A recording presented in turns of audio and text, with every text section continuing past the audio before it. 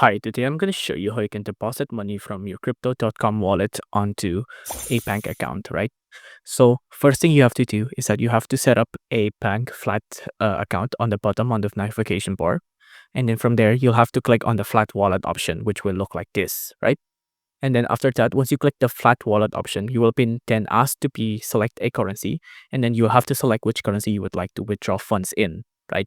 So, for example, we want to withdraw something into British pound, right? For example, and then after that, we'll just have to select the setup option that appears on your mobile device screen.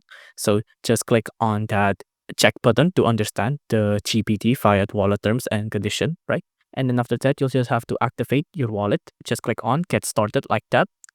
After that, you'll just have to click on withdraw and then click on fiat, right?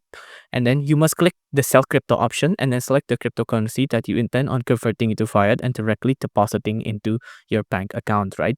So it look like this, deposit via bank transfer, right?